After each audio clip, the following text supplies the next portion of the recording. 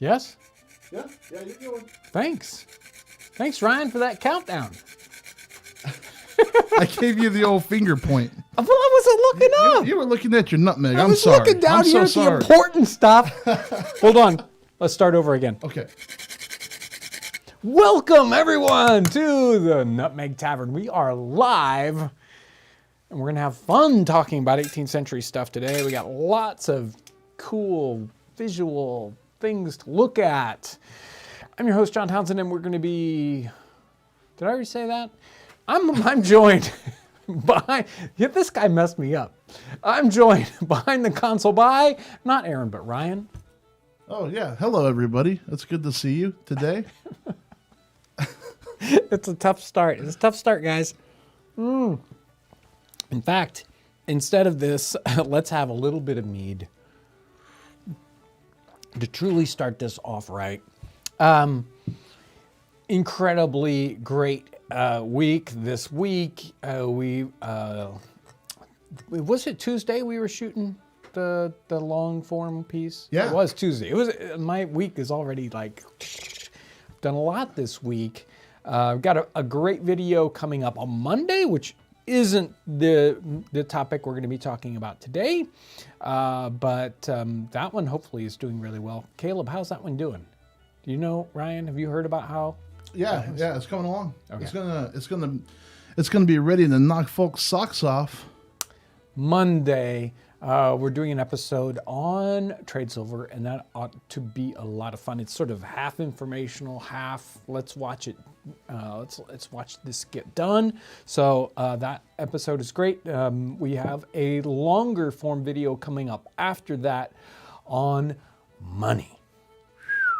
Money's a great topic, isn't it? I talk about in that video the idea of, on this channel, we do a whole bunch of sort of, how do we connect with other cultures, and specifically cultures back in time? What was it like in North America 200, 300 years ago? That's almost a different culture, and we need these connection points. And one of the things we do on the channel is food, right? So it's like, if you want to know what another culture is like, first thing you go to is something that you do 3 times a day, and that is, what is food like?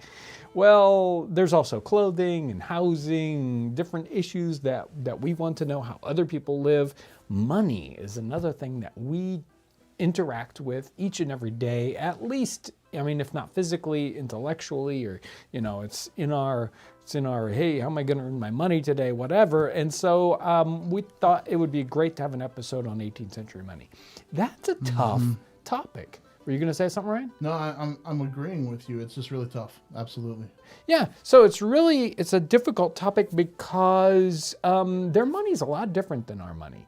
And it's hard to get, it's actually harder than food is, I think, because it's so different than what we do today. But we're going to be talking, we've got some money, we got some actual money from the 18th century. We're going to look at that. We're going to talk about the differences and, what it looks like, what it feels like, all that kind of great stuff. And there's so much information, and it's so strange that we will just scratch the surface. The longer form episode that we're coming up with is a lot like that, in that we kind of plan on doing one, big episode, and then a bunch of maybe not all that much smaller, but smaller episodes that kind of go in depth on individual pieces of money. Another exciting thing about this particular money video is that we are working with Rick and Hillary Wagner of Jim's Red Pants on brand new music specifically for this video. Yeah, so, there are times when we start doing different sorts of videos, different kind of almost genre videos, and it takes a different kind of music. And this one we felt like we just did not have the music that we thought fit the topic. And so luckily we're able to reach out, whether it's to Ryan or Caleb or other folks, or in this case, Rick and Hillary, and say, hey, can we get music that's kind of like this? And they've already done a stunning job. And in fast time, which is a rare thing these days. Yeah, they're always able to understand what you want and say, oh, I think I already have something recorded like that. So how close is this? And then you just kind of work from there. Yeah. When they have such a varied musical background and so many different talents, you know, you can kind of throw different things at them. Hey, I need something classical. No, I want something folky. No, I want something 18th century, you know, and it's like, oh, no problem. Here, let's do this. So it's really fun working with those folks.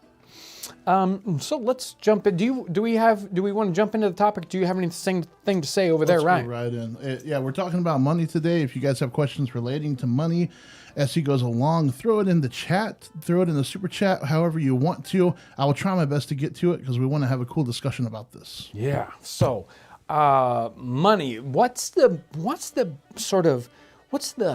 coin of the realm? What's the kind of money that everyone is going to be familiar with? If you're going to write down a chart of accounts, what do you write this down in? If we write down a chart of accounts today, you know, it's like, oh, I'm gonna, you know, write out what my budget is, right? And you're gonna write it out with dollars. Well, they didn't use in North America dollars per se as a means of accounting generally, even after the dollar becomes sort of the de facto unit. It still isn't the thing you write accounts in. Isn't that strange? It's odd. If you ask me, let's jump down here to our side camera. And here is this guy right here. This is the coin. Let me move that off. Oh, got the nutmeg there. I see a little bit of nutmeg dust in there too. Yeah, there's probably some nutmeg. It actually trails John. If you follow the nutmeg dust, you will find John Townsends. Right. Okay, so this is a shilling coin. This coin is about the size of a quarter, but it's thinner, probably about half the thickness of a quarter that we're used to. It's made of sterling silver, 92.5% silver. This is a coin from 1745. We can almost read it if we look carefully here. Yeah, down at the bottom, 1745. And the shilling is that coin of the realm. If we have a chart of accounts, it's usually got three numbers. It's got a number, a slash, another number, and a slash. So that would be pounds, and then the middle number is shillings, and then the last number is pence. So the shilling is this sort of super standard if we work up and down the range of coinage, but it feels like everything is kind of based on the British shilling. So even if everyone in the colonies, even if they don't actually interact with this coin that much, they're going to know exactly what a silver shilling is. So it's really kind of funny in that while it's the thing that everything is, let's see, based in or accounted for, it's kind of rare, in fact, probably very rare, to actually see one of these coins floating around in North America. So, you know, why would that be? Well, it was illegal to export this coin from Great Britain to North America. What? What did they expect the colonies to do for money in the 18th century? Well, they definitely didn't want them to have a pocket full of these. So we'll get to that topic a little bit later. If we have 5 of these, it equals, not one nutmeg, let me get that off of there. It equals, I don't know how much a nutmeg would have cost in the 18th century. Good question. It would be equal, 5 of these guys equals a crown. So this is almost exactly, slightly different, but almost exactly the same as a silver dollar, when dollars were silver, almost the same as a silver dollar. In United States, you know, if you're familiar with the silver dollar, which I'm not sure the last time I actually saw a silver dollar, right. not Sacagaweas or, you know, something funky, but a silver dollar. Yeah. I mean, I have one at home and I bumped into it not too long ago, but just by accident, right. You know? So imagine we had silver dollars still. They would be almost exactly this size. This coin, we're going to take the shilling away. This coin is very, very similar to a whole bunch of different kinds of coins in the 18th century. Most other countries had. So this is a 1727 French écu. He's pretty worn. I probably have one that's not quite so worn here someplace. I don't see him. He's in some other pile. Well, take my word for it. The French écu is a lot like that. We have this Spanish milled dollar. This one is from Spain. And then even more likely, boy, these guys are getting away from me. Oh, here we go. Here's the other French one. Here's this one's early. This is 1727. This one's a 1763. You can see this one. It actually has history scratched right on this coin. So in the French Revolution, they didn't have their own money right away. But boy, you know, after they got rid of the king, they hated him. And so what are they going to do with the coinage? They still need to use it. It's still worth something, but they don't like the king, and so they try to scratch his face out. So here's a coin, and somewhere in the 1790s or 1800s, someone scratched up this coin. It's like the equivalent of like coloring out George Washington's eyes exactly. or something. Yeah, we're going to scribble him out, right? So this is, here's the other side of that coin, and they even scratched out the 3 fleur-de-lis, which are symbols of royalty. Now this one up here doesn't really have too much defacement, but I mean, it's already so worn that we can't even see that. So that's the French coin that's almost equivalent to the crown. And then we have the Spanish milled dollar. Somewhere there's just a real one. That's a copy of one. We've been using all these coins for B-roll, and so some of them are not exactly where I expect them to be. Oh, here's the real one. There's the real one. And if a bunch of these, this one's from Spain, but they also had coins from the New World, because that's where most of their silver is coming from in the 18th century, 17th century. So sometimes right there at sort of the mine, or where they are doing the smelting, they make these. These are Cobb coins. It's the same weight, but they cut the bar up at pretty much the right weight, or pretty much the right size, and then they just sort of do a quick hammer stamp on this. So it started out as a square bar, and then they mash it really hard, and it kind of squishes it out to a semi-round shape. And you can almost see the writing here. This is from 1708. And there's the other side, which has got the cross and all that. Hey, real quick, let's jump into some questions, if you don't mind, because they're kind of building up. Sure. So in the chat, when did the U.S. standardize money?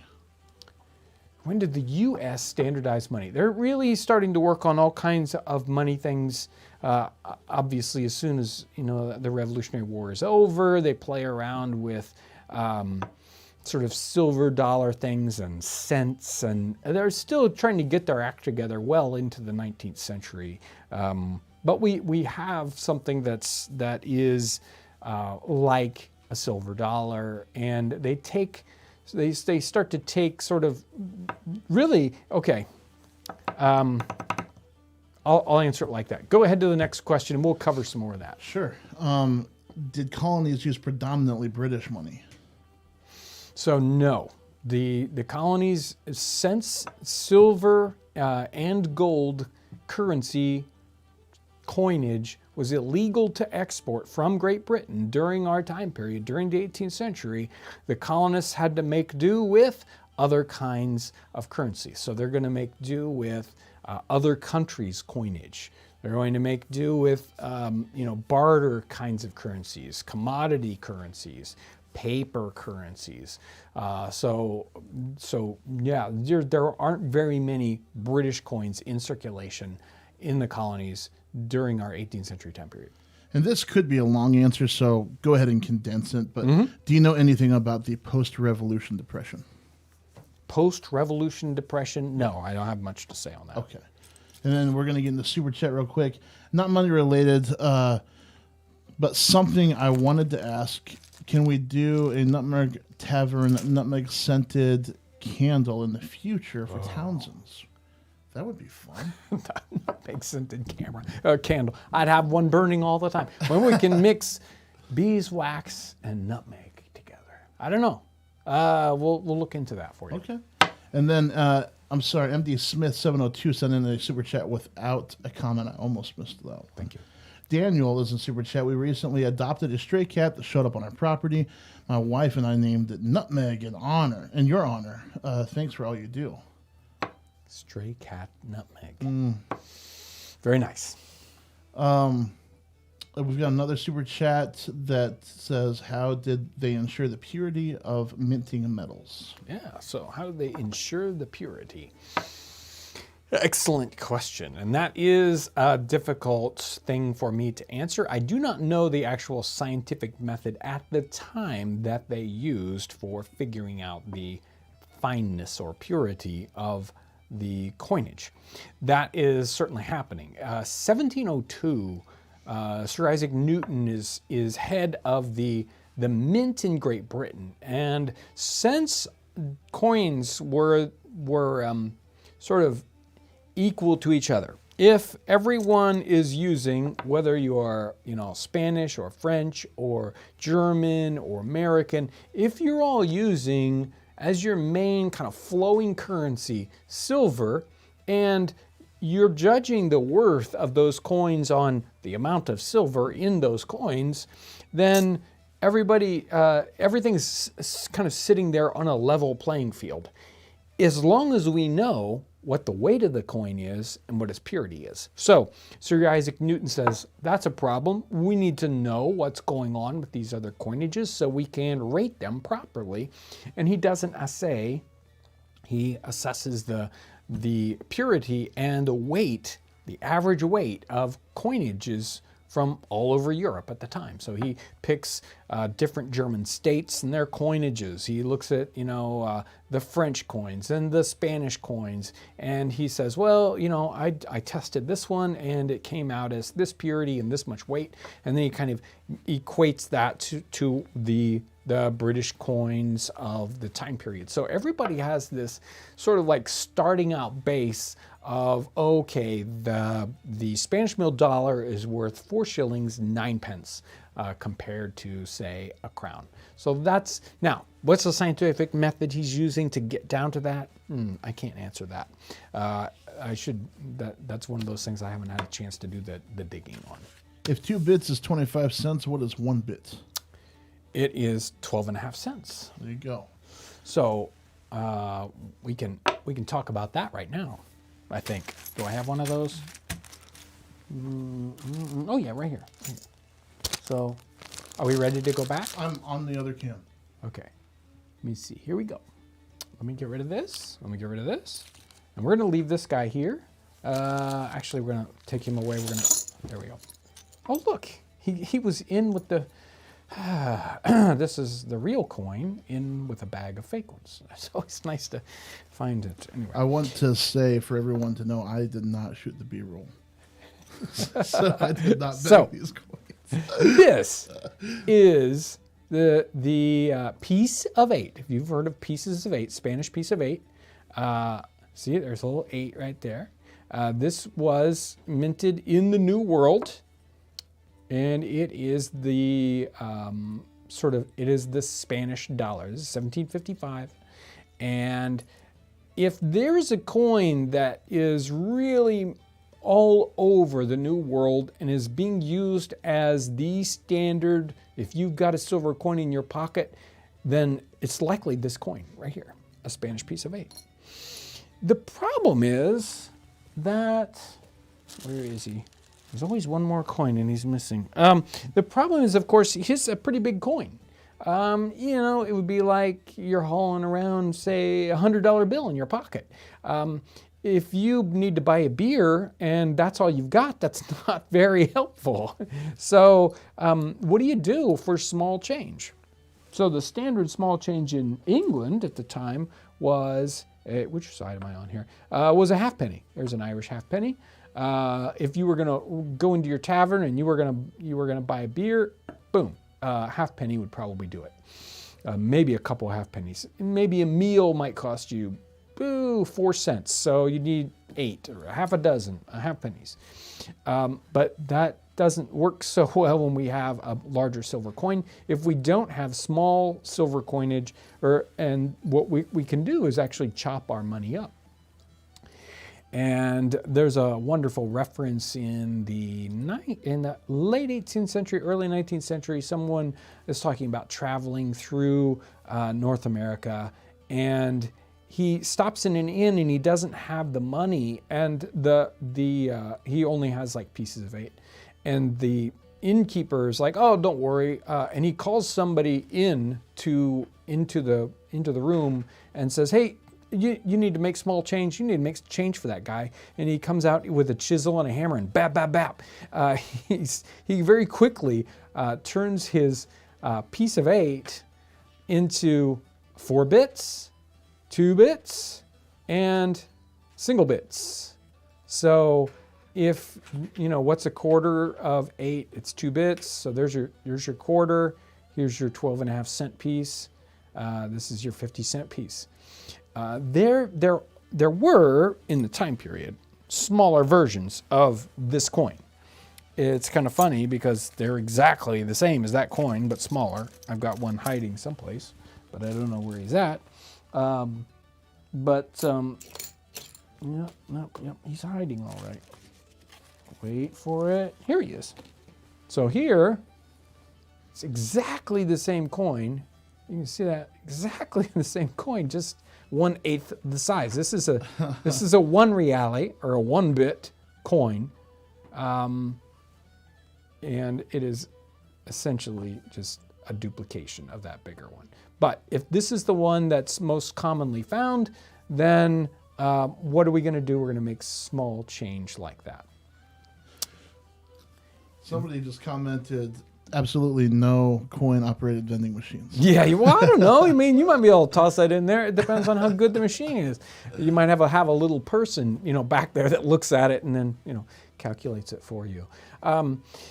There was a shipwreck in 1711, and it had on board a cache of money to be taken up from Boston and up to, say, I think Quebec, and it was for military purposes, where they're going to pay people with it or whatever.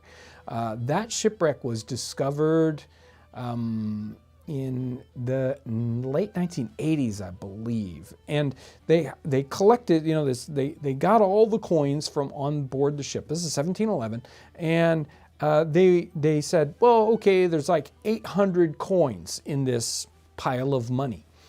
How many coins of different types did they have? Well, they had something like 3 out of 800, 3 crowns, and 500 Spanish pieces of 8. Really? Yeah. That's nuts. So, it's so much more common as a piece of money that it's just not even funny.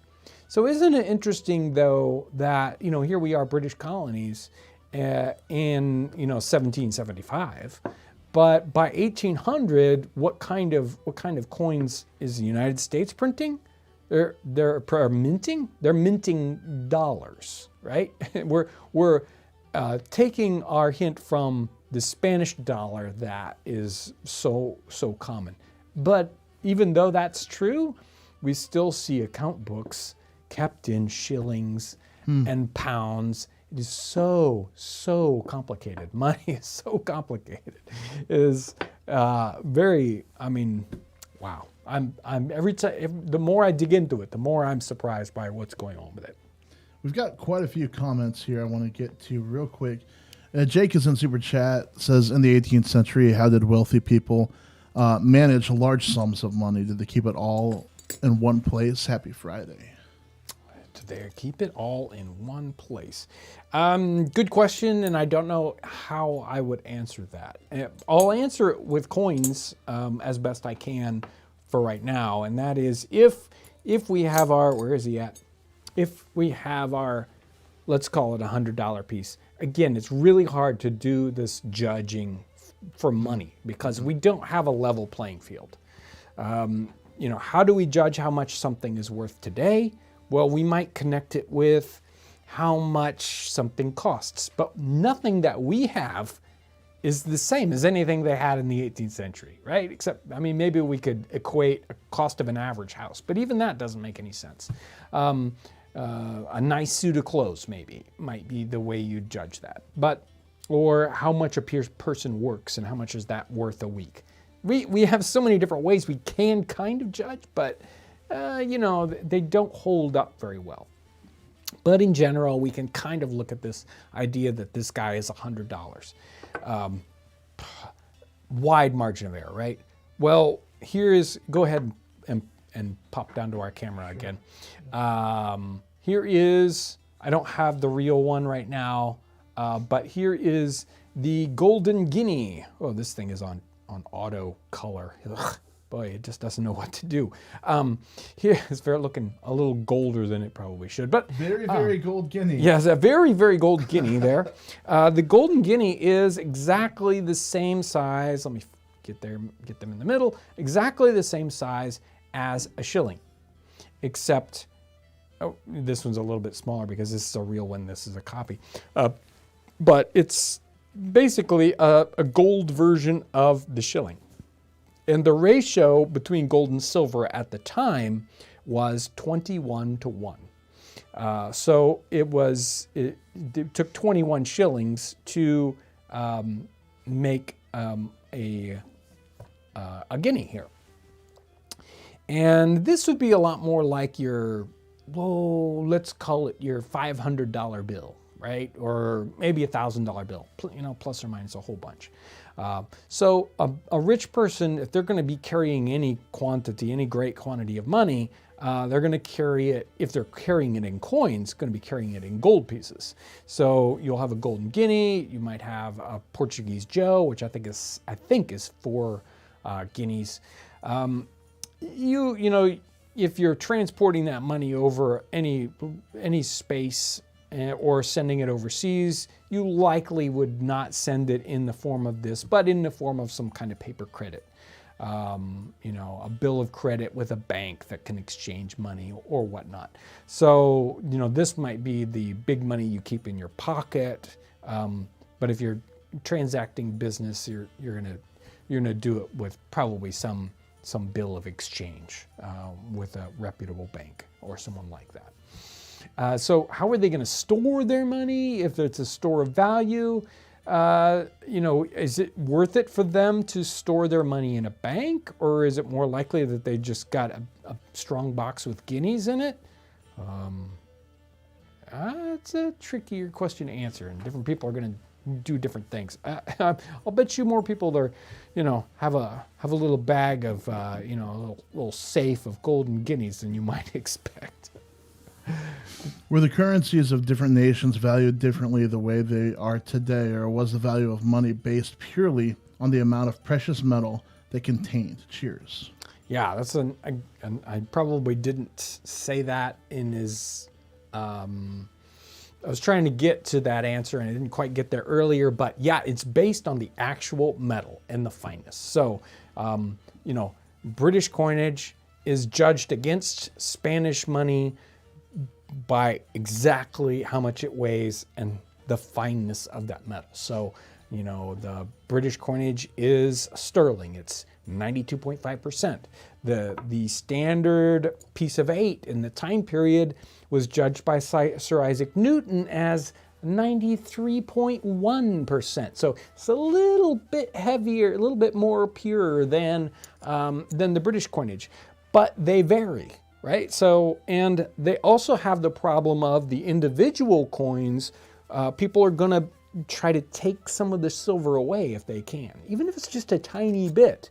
So the coins, as they work in circulation, and as somebody who's a real cheater, he might try to nip little bits of the coin off so that he can save that silver up and make himself, take that silver and sell it at some other point.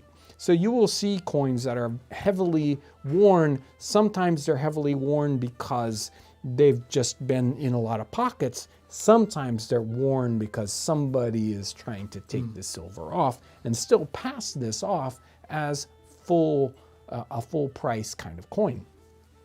And if people are, moving coins, you got like 100 coins, right? And somebody says, oh, you owe me 10 whatevers. You'll go through your coins. No, you'll pick out the 10 most worn ones. There you go. There you go. You can have those.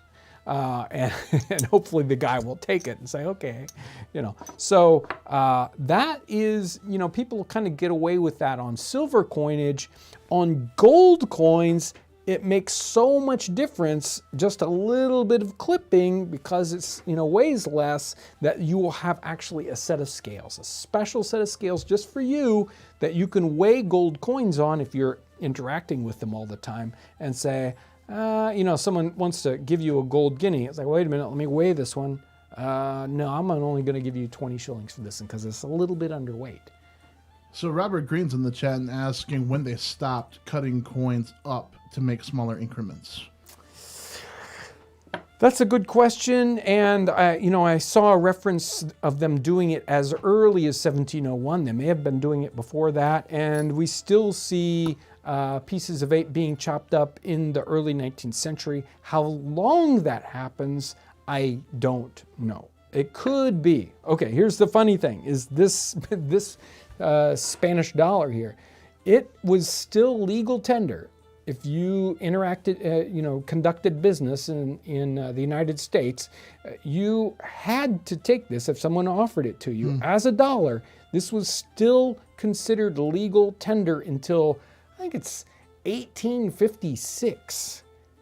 A long time, even though we'd been making our own silver dollars for 50, 60 years, this was still legal tender. Now, whether or not this was still legal tender is a really, really good question.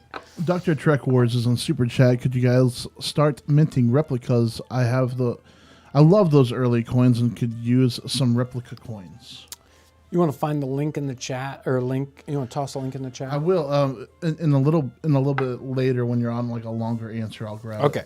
So we carry replica coinage here at Townsends. We actually make it. Some of these pieces that you've seen already are replica pieces. The Golden Guinea. We have all the British money that's typical, Spanish money, pieces of 8, and we have had in the past lots of other world coinage. I think the Aku's on the website and possibly the Towler. So yeah, yes, we do have those. So all right. If you're interested, you can find those. I'm going to drop that link in just a second so you can see that. First is Eric in Super Chat.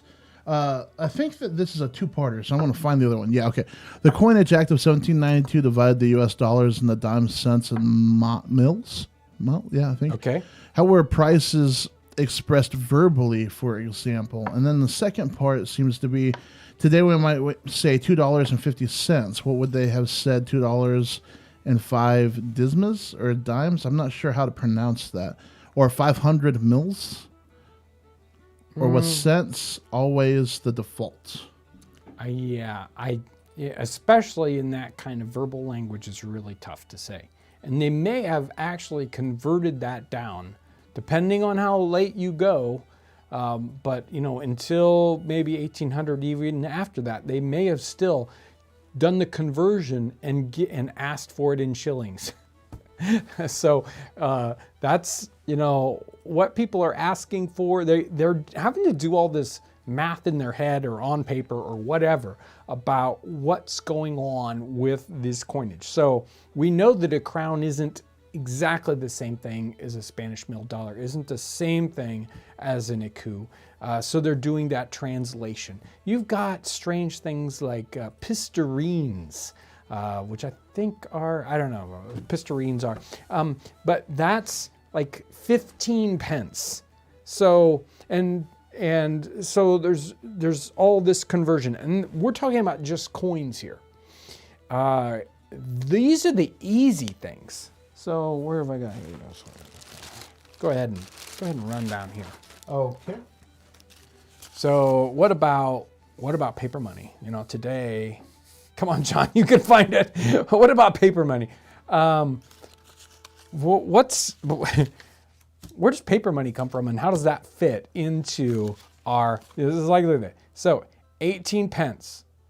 This is 1 shilling and 4 pence, 1/6 of a dollar.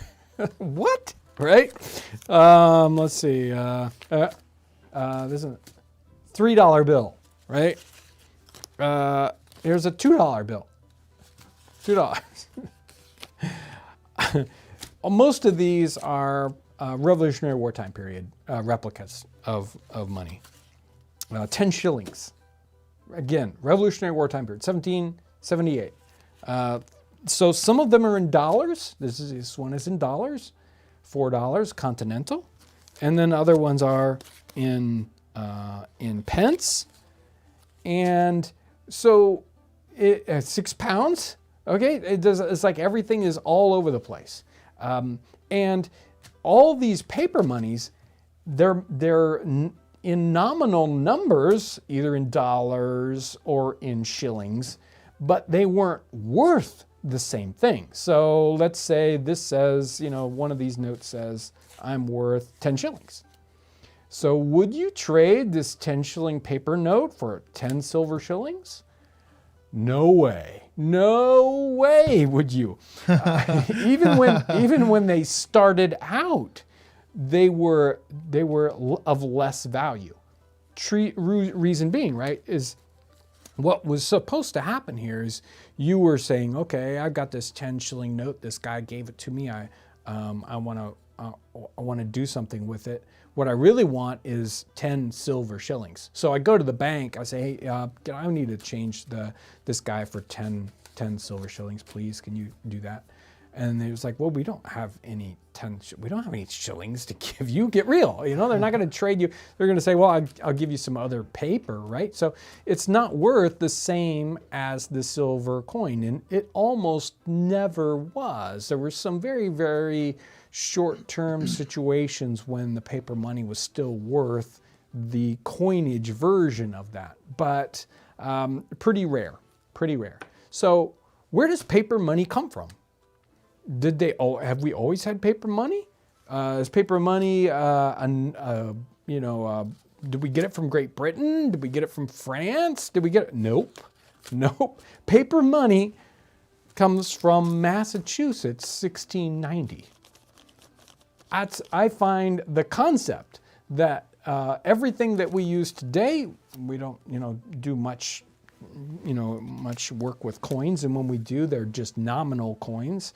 We certainly don't use, actual real metal in our coinage. The concept of paper money, which is used all over the world, in the Western world, okay, so like, yes, the Chinese were using some kinds of paper money early on, but that wasn't really affecting the Western world. The whole concept of paper money in the Western world comes from Massachusetts in 1690 when they had a military campaign. They went up to attack Canada, which is what Massachusetts is always doing. And they were rebuffed by the folks up in Canada. They had to come home with their tail between their legs. And they had all these soldiers and sailors that wanted paid. And since Massachusetts didn't have the money, they created paper money to pay these guys. And they said, oh, don't worry. We are just going to print 7,000 pounds worth just to pay this off one time. We're never going to do it again. And in a year or two, you'll be able to turn it in to get real silver as soon as we, collect the taxes. Well, that didn't work out like that. Didn't work out like that at all. It turns out that it wasn't very long at all before they decided that 7,000 pounds wasn't enough. They said, well, we're going to change the law. We're going to make it 40,000 pounds. And then that'll be enough. And I don't think that they actually were redeemable in silver for decades later, and until that actually worked out. But as soon as Massachusetts did it, everybody else wanted to do it too. And so, well, actually, they kind of had to do it because of, it's like, well, once these guys do it, then everybody else has to do it too. So all of a sudden we had other states doing the same thing. And that's the first time in the Western world that a government starts to issue paper money. Okay, we've got a couple things we need to cover real quick. Yeah. Number one, I dropped the link to the Replica Coinage. Go check it out. Number two, we've got some folks that we need to thank. Did you bring up like Patreon? Yes, I did. Okay. Yeah. Let's go ahead and do that. Okay. I'm here. I've got let me get all these things out of the way. Patreon. Every week I try to get to the brand new people that are supporting us on Patreon, and we got just a tremendous folks that help support what we do. KDH, there's Dan Vine, there's Christopher, and then there's, let me see if I say this, and then I got to get it right. Nick Dantuono, something like that. Also, folks support us on PayPal, just kind of if you want to do a kind of a one-time thing, PayPal's a great way to do that. Christopher Ford does that very regularly. Thank you, Christopher Ford. And we've got some new folks on Townsends Plus. That's another great way to support us and get to see new kinds of content that we put out and experimental things. And if you want to see a cooking episode that Ryan is cooking in, well, then you want to check out Townsends Plus. The new Townsends Plus people are Lloyd M, Alta B, John Talley, there you are, Eloise B, and John G are brand new Townsends Plus folks. So. Awesome. Thank you guys so much. I will say right now that we have around 900 people watching and 525 likes. You can give us a like, and that helps a lot. Yeah. The algorithm that's just some of that technical stuff. Speed and Style Tony is in Super Chat. Got a copy of Nicholas Cresswell's journal for my dad, and he has a question. What does he mean when he calls a person a sliber? Yes, a sliber. That's a good one. So that is just a rebel backwards. So he's worried about people reading his papers and because he's being threatened to be taken up as a spy. Look at that. Right? That's interesting. Right, and so he just spells the word backwards so that he can either possibly, it's like not much of a code, right? But he puts it there probably for a way that you can sort of, it's like, no, I didn't call him that. I called him a sliber, and kind of a way to get around the being able to not lie when someone questions you about what you wrote. Wow, that's cool. I didn't know that.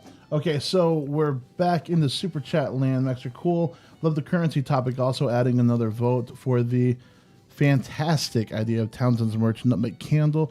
Could sell them in your cups or jars. Yeah. What do you think, John? Should we figure that out? I'm so going to make that happen. Nice. I like that. All right. Akeem is in Super Chat.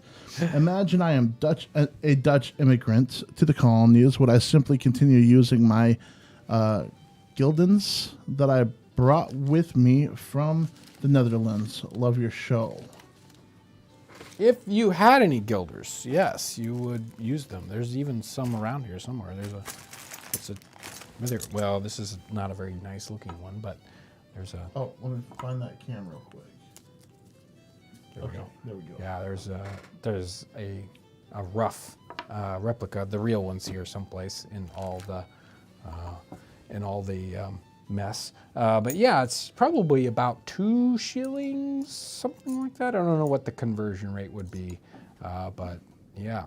And because it's measured by the amount of precious metal, exactly, you can do that. Right. You can just say, oh, I'll weigh these up, and you'll get a pretty close. And everyone would know what the exchange rate was. Now, So I talked about the paper currencies, right? We got all these. These are all from the wrong time period, but they're printing these from 1690 till all the way up until the Revolutionary War. These are all like state ones, right?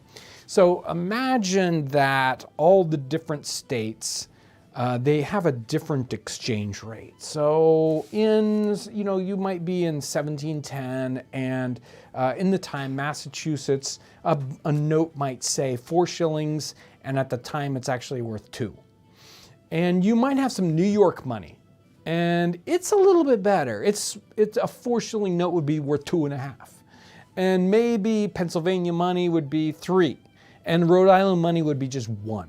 Right? So you'd have this constant problem of, okay, how much is this guy's money worth compared to that money? This, it's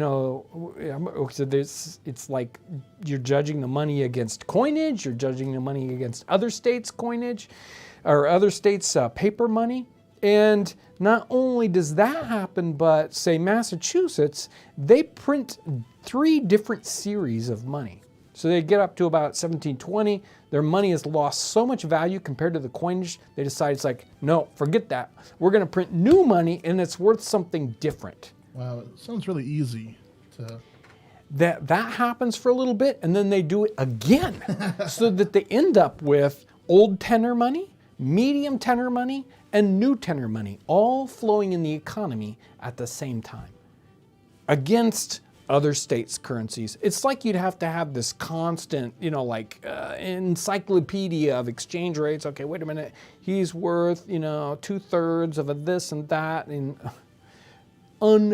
unbelievable. And those things are fluctuating and changing as you go through time. Maybe not as fast as, something like our stock market or our currencies are fluctuating today, but certainly fluctuating. And the worst offender probably in the continental or in the colonial time frame is Rhode Island. They print a ton of paper money, and I think by the end, Rhode Island money is something like 60-1. So you have 60 shillings of paper, and it's worth 1 in silver.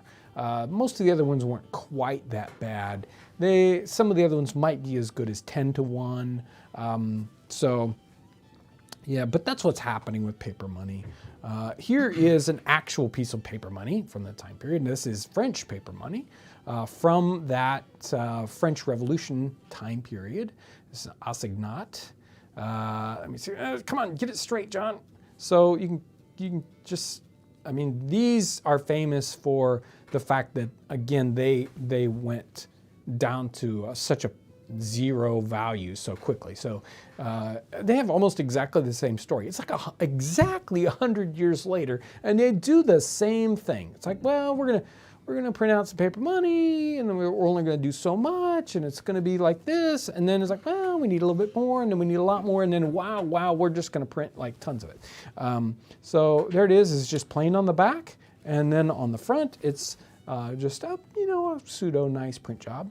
One of the great fun things about that early Massachusetts money was it had an indenture on it. So an indented document in the time period was one that had a special cut on it. So each and every piece of Massachusetts money in that first printing had its serial number, and it had a stub that went with it.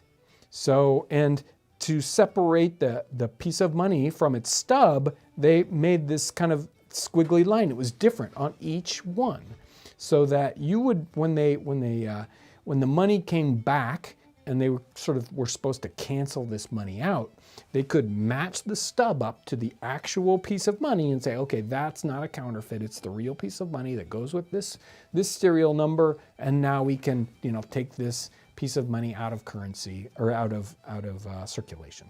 But there's an actual piece of paper money that is 100 or 200 and whatever years old. Whew. Wow, that's nuts. That's awesome.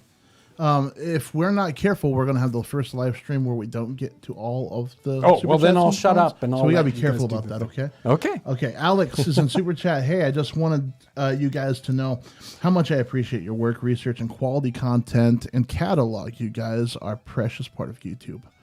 Thank you. Wow. Enzo Vinci. Hey guys, finally on time for a live stream. I have a quick off-topic question. Will you guys be at the French and Indian War reenactment at Fort Niagara?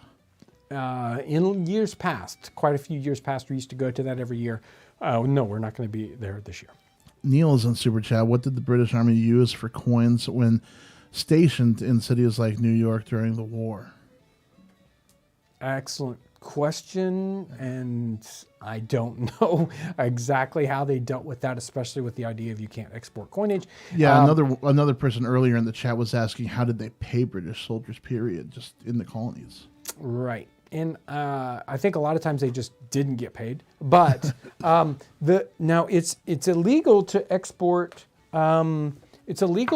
silver coinage, but it isn't illegal to export the copper coinage. Yeah.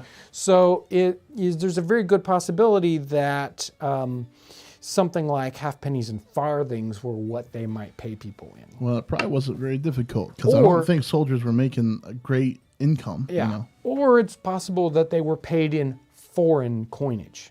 Oh, okay. So they might pay them in Spanish mill dollars. Okay. Dr. Trek Wars. There were something like 10 or 11 Spanish ships wrecked in 1715. I think that was discovered soon after by pirates, though.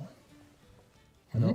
There's a lot of that kind of thing going on. Celestial Teas. Did banks serve the same function then as they do now, as a way to hold your coins, or were they mostly used for loans? I haven't done enough bank research to really be able to answer that properly. This topic is raising a lot of bank questions, though. That might be fun research to do well, in the future.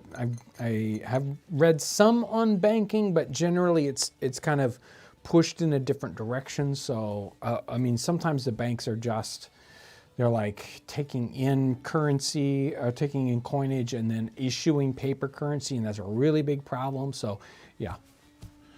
All right, I'm going to keep going through the super chats. We have a few minutes left to get us up to 1,000 likes, and we would really like to get up there, so please keep liking this stream.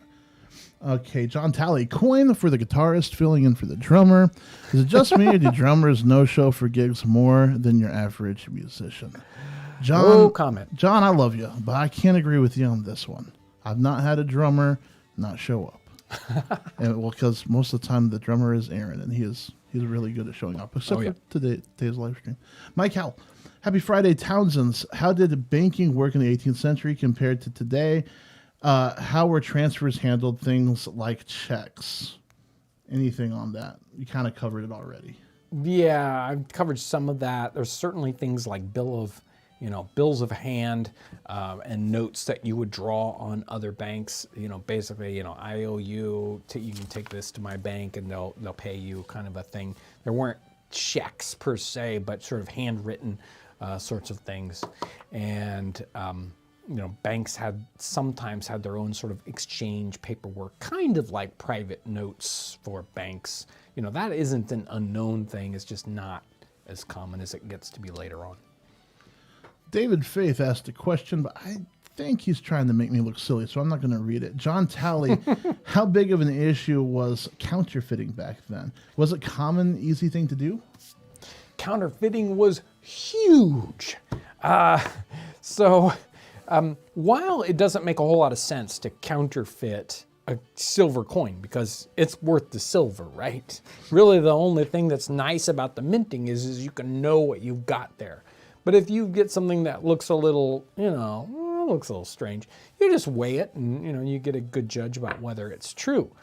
Now, things that have nominal value, in other words, the value is in the name only, well, you're much more likely to counterfeit it. So, you're 10 times more likely to counterfeit a piece of paper, which doesn't cost you hardly anything to print, versus counterfeiting a silver coin. But we also have the problem of the nominal coins in the time period, and that is something like a halfpenny, which are made out of copper. There's only about half the value of copper as to the actual face value. So you had tons of counterfeit copper coins flowing. I mean, tons. All right. This is from Canada. A question about Canada. It says, have you ever been to Quebec City? Great 18th century history. No, I have not been to Quebec. David is in Super Chat. Love your channel. And my wife and I are looking to adapt more into this area as everyday life. Mm-hmm.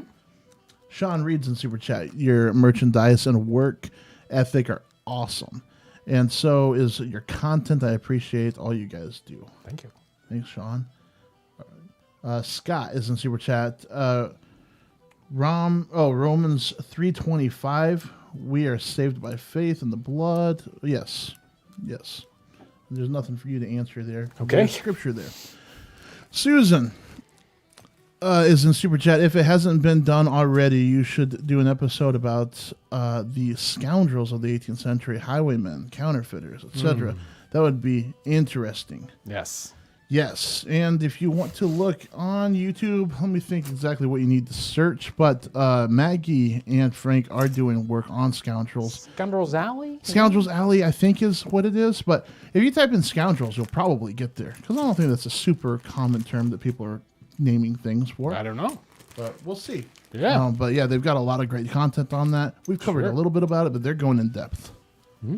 All right, John, that takes us back to you. I don't know. Are we getting close? Do we still have time? We've got a little bit of time. I can't guarantee if you shoot in any more super chats at this point, I'll be able to get to them. So that's up to you guys, but we're going to cover a little bit more cool stuff. Yeah, let's see. Cool stuff. So we got. Go ahead and flip down to this here camera. Let me get all this junk off the way. I mean, good stuff out of my way. Right? So what happens when your coin is almost there? So this is a perfect example. I can find the middle. A perfect example of a coin that they want to be worth what it's supposed to be, but it just doesn't make it. This is the sous marque from 1755, French coinage.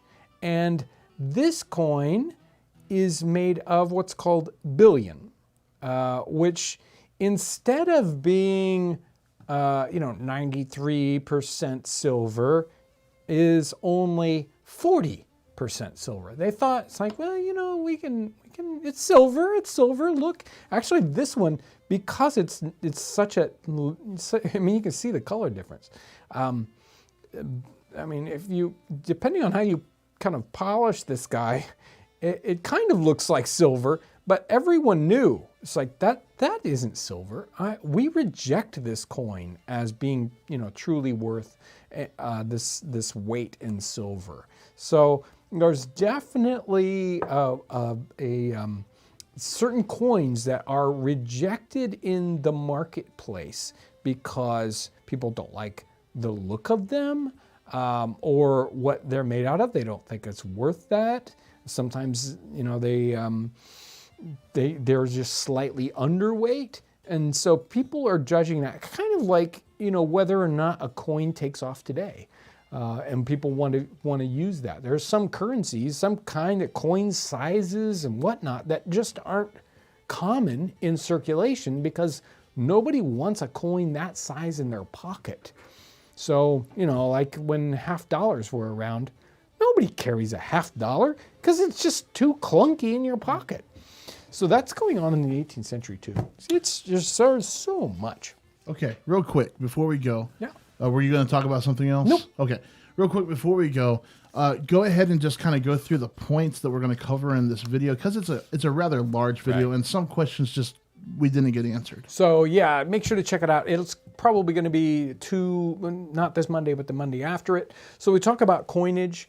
All the different kinds of coins, the British coins. One of the things I didn't get to was exactly how it all worked out from the smallest coin to the biggest coin. We kind of worked through that. Then we go with how the colonies didn't have enough coinage and the solutions that they have with that. We'll talk about shillings that they mint in the colonies and whether or not that's legal or not. Then there's barter and how that's working, commodity money, which we didn't get a chance to talk about. There's what happens with people in account books and how people interact with that and sort of multiple exchanges, notes of hands, IOUs. We go through that whole paper money story. So lots and lots of stuff that we cover, lots of fun, really, really close, not beautiful B-roll images Aaron's working on, special music for it. It's probably going to be a 20, 30-minute video, kind of like the fish preservation video that we did a month or so ago. So it's going to be a great one. And also, what did you just work on with Brandon for this Monday? Yeah, so this Monday, trade silver. We did one of the things that's happening that is being used kind of like money with Native Americans and barter situations. They were very, very interested in certain kinds of ornamentation. And the marketplace kind of worked on making silver ornaments for the Native Americans. They kind of had their own special, interesting designs. And we talk about that. And Brandon makes a piece. We get to see that the process all up close. So that's what's coming up on Monday or Tuesday. All right. I think that catches us up with everything we need to cover. And yeah, that's it. So lots of fun stuff coming up. We got projects that we're working on left and right, as well as nutmeg scented candles. All that and more. Make sure to check out Townsends Plus. You'll have a lot of fun over there. And really want to thank all this just amazing support we get. Patreon, Townsends Plus, people checking out merch. If you want a neat Nutmeg Tavern mug or Nutmeg Traders mug, you can find those over on the website. And then we have all these great folks that just support us by watching videos on YouTube, suggesting them to people, commenting. All that makes a ton of difference. Just you being here in the live stream today, that helps what we do, spread the word. Thank you so much for all your help, and I hope you have a tremendous weekend. Thanks, Ryan, and we'll see you guys later.